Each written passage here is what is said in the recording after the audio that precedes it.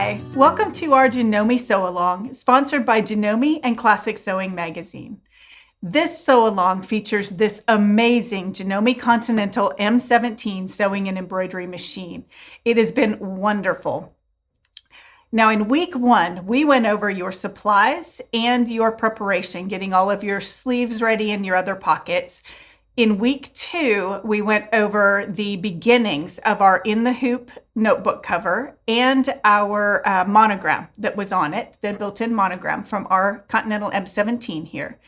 And then this week, we are going to cover more embroidery embellishment opportunities that we can use on the cover of your, or on the front of your notebook cover. And we're also going to finish it up.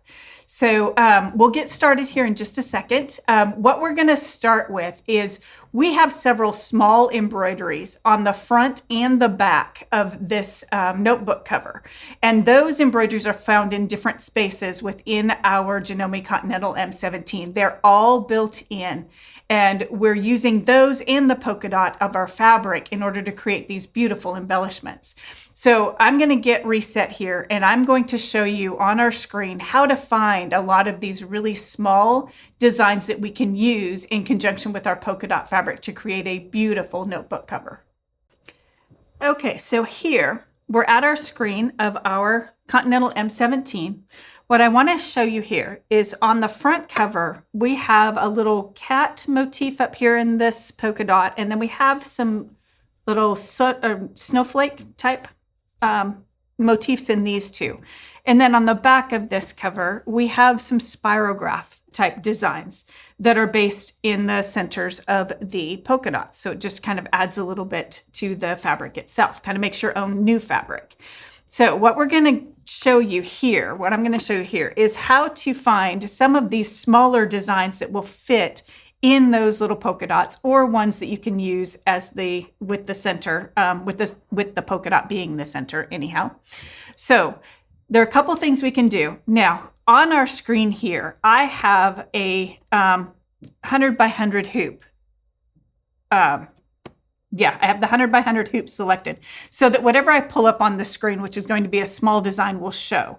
But please know that if you still have your hoop attached to the machine, because we're really going from the monogram into this, your hoop will stay at that RE46D, the really large hoop. And so your designs on there are going to look tiny, but it really doesn't matter because you can still tell what they are when you pull them up. So it's not a worry there. I'm just going to this smaller one in order for you to be able to see it better on our camera here. So the couple of different ways that we can find small designs. So one way is to go into our monograms that we were in before, and we had those designs that I pointed out to you earlier. These are the normal sew designs. There are a couple pages. There's actually 4 pages of those. Okay. And then there were also up at the top, there were these border designs. These are also really tiny designs. And so these are designs, what they're really meant for is monograms. So they're meant to go, like say you could do a design that have these 2 little birds, one on each side. So you could have a bird and then a name and a bird or anything like that. There's wheat sprigs here. Most of these are either things that can go both directions, like you've got 2 different directions here, or there's something that could just be a standalone thing on one side or the other of your monogram. And that's really what they're meant for. But here, what I'm using them for is just for being really small designs. And so if we go into the normal sew, on page 2 here at the bottom, we can find our little cat. And so again, whatever you put in is just going to come in right here. And so you could do really an entire stream of these. So if you wanted to do a cat and some hearts and another cat or whatever, you could do that. Or you could do, a cat and your letters and another cat or something like that. So really they're meant to do monograms with. But in this case, we're just going to use them as single motifs. So if I've selected that cat and I touch OK at the bottom, you can see he'll come up in the middle here. Now, he does not come up exactly in the middle. So the center of the design is not in the center of our hoop. You can tell by our blue lines here. And so most of these, because they're meant for monogramming and such, they're not just plain designs. They do not come up in a regular manner. which would be to have the center of the design be in the center of the hoop. So all you would do here is simply touch this heart here, and that will put your design in the center. And the importance of having the design in the center is that, like we moved our monogram into place, we're also going to move these designs into place. And so we're going to take our needle, which is in the center of where it thinks the design is, and it's going to put it into where we want it to be. So it'll make sense in just a minute. But if that isn't in the center, then the needle being in the center of the design will not be in the center of the design. Okay. This design here came in sideways also, so we would not have to turn that one sideways. We've also got, if we had it the other way, we would have to use our rotate, which is right here, and we would rotate that so that it would be in the right orientation. Okay. Now, the other place that we can find designs like this, I'm going to just get rid of that one. I just touched the trash can down at the bottom here. The other place that we can find designs that will fit in certain areas or be small anyways, we know that those designs that are in the monogram area are very small. But these, if we look here, we've got our RE20D hoop, which is a 140 by something. I can't remember exactly what right now. But our square 10D is our smallest hoop at 100 by 100. And so if we look at all of these designs that are here, every one of these designs is small enough to fit in a 100 by 100 hoop. And I've just looked for my designs by hoop size up here. If you look for them in your embroidery here by design, then that goes by category. Category isn't going to help you much here because we're looking for small. So that's why we're looking by hoop. So we've got our square 10D here, which is 100 by 100. So we know that all of these designs that are in here are going to be less than 4 by 4. And so this is how I found my spirograph designs, which are, way back actually. And you can look, there's a lot of them on the machine because right now we're in page 6 of 16. And I think my spirographs were on about page 4. Yes. So 104 and 105 here are what I use to do the back of my cover. Okay. So what I'm going to do here is I'm going to pull up one of these. I'm going to pull up 104 here. So you can see this design and you can see how it would be good with a polka dot in the middle. And so that's kind of how I picked them, is just something that would be good with that. You could pick flowers that have centers, anything like that you could do kind of centered around a polka dot would work. I just happen to like these spirograph ones very well. And so what I'm going to do here is I am going to change my hoop to my 280 by 460. Now, is that absolutely necessary? No, not really, because as soon as I put the other one on, it's going to switch to that one. And in this case, you would already have yours on. So you can see how if you're pulling up any of the small designs in this hoop right here, they're going to be tiny, especially like the little cat and those, because they were way smaller than this spirograph design that we have up here right now. Okay. In this case as well, we don't need to rotate anything because it's the same no matter which direction you rotate it. But remember, if you're not centered, you need to center, and that's this right here. And if you need to rotate in order to match the orientation, sideways orientation of your notebook cover, then you would use your rotate, which is right there. Okay. And I'm just going to touch OK here.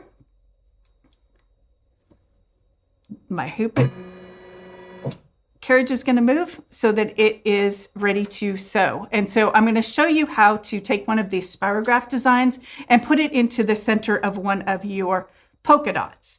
And then we will finish from there. We will just go on and finish up our notebook cover.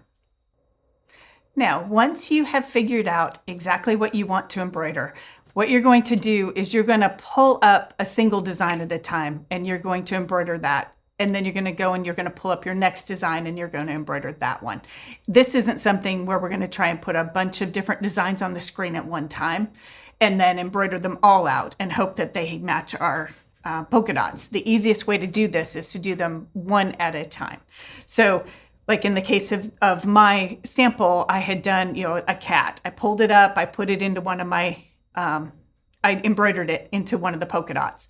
And then I pulled up something else and I embroidered it into a couple more polka dots. And then I did the spirograph designs.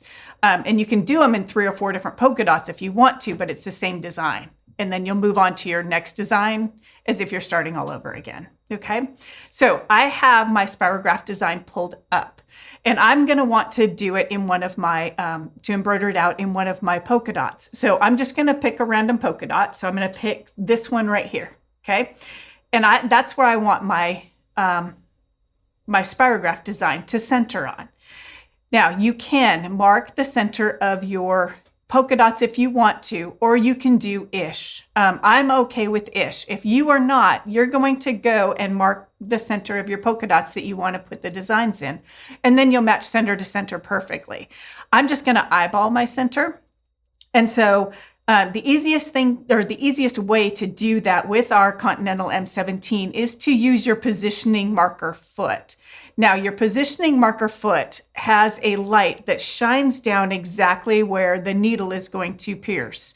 And so in this case, my needle is in the center of my design. So if I move the needle to where I want the center of my design to be on the fabric, which will be in the center of a polka dot, then that is exactly where it's going to be. And rather than having to move and lower my needle, put it back up, move a little more, lower my needle, put it back up, the easier thing to do is to use this positioning marker foot that has a light. Okay, so on your screen there is an icon that shows up when you have your positioning marker foot plugged in. So you can see it plugged into the back of my machine here. It needs to be this embroidery foot, the one that plugs in. And it's the PM foot. And so when you have that plugged in, an extra icon shows up or shows up really on your screen. It looks almost like a bullseye. It's on the left-hand side of your screen toward the bottom. And what'll happen when you touch that icon is you will get a little red light that shines down exactly where your needle is going to drop. So if my needle were to drop right where it is right now, we can see it's going to drop right on that red mark. So all I need to do is move that red mark to the center of one of my polka dots. And so that's what I'm going to do. If you marked your centers, you would put the red dot right in the middle of where your mark is for your centers, okay? Like I said, I'm just eyeballing mine. So I'm going to do one on, I forget which one I picked, so now I'm going to pick this one.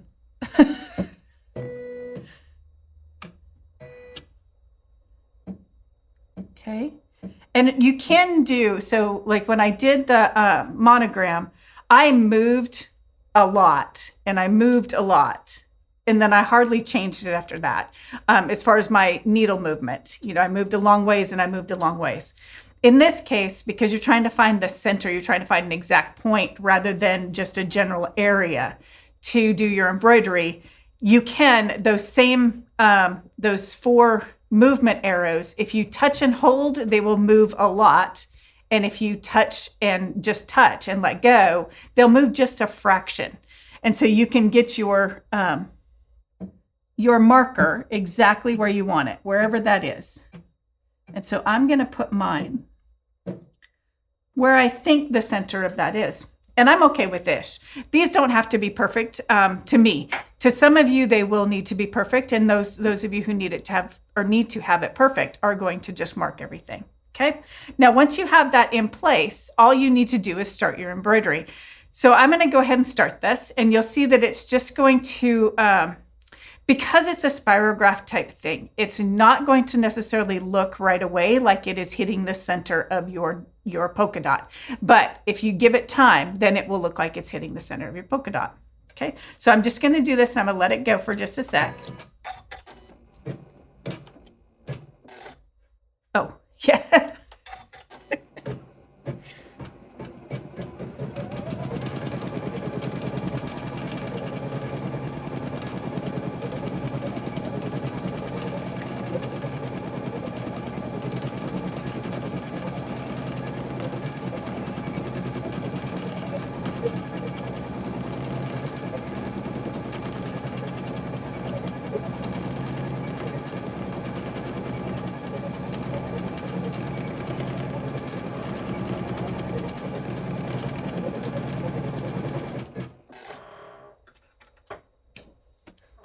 piece out of there. Okay, that's as far as I'm going to go for now, because here you can see that spirograph design is going into the center, and it's overlapping in the center of the polka dot. Now, I warned you that it was going to look like it wasn't going into the center, and then I panicked over the same thing. So I don't know if you caught that or not, but because my needle hopped way up here to start, I panicked a little bit thinking, oh, that's not right. It's supposed to start in the center. But you have to remember, you put your needle in the center because you put the center of the design into the center. You did not put the starting point of the embroidery in the center. So just don't panic like I did. But then you'll just keep going. And so you would stitch out the rest of this little spirograph design here. And then you would do as many others as you wanted to. And you can use those designs. You can use flowers. You can use whatever you want. Remember, there were 16 pages of 4x4 designs in there. And there are a lot of those that are, this one might be about 2x2, a little over 2x2. And so, there's a ton in there that you can use, and you just do this to your heart's content.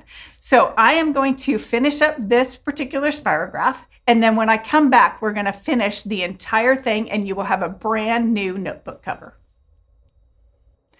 Now that you have all of your embellishment done, so mine is very simple. I've got one monogram and I've got one spirograph design, but you can have as many designs as you want to on yours. And so you just make it as custom as you want to and as special for you as you want to make it. Now, to finish this up, this is very, very easy to finish up, because really the embellishment part is really the most involved portion, depending on how much you want to do. So what we should have left now, we have our piece that's in our hoop still. So we have never removed anything from our hoop. Remember that. All the way through these 3 weeks, we have not removed anything from the hoop. It's all stayed in there the whole time. We have our piece that's in the hoop. We also have our 2 sleeves with the pockets, and we have our lining, and that should be all of the pieces that you have left. So what we're going to do is we're going to place those 3 pieces that are left. We're going to place those where they need to be on top of what is already in our hoop to finish this out. So this here is one of our sleeves, our pockets our sleeves with a pocket. And so we're going to place those. And remember, the bottom of the sleeve needs to be on the left because that's the bottom of our case. So this one will go over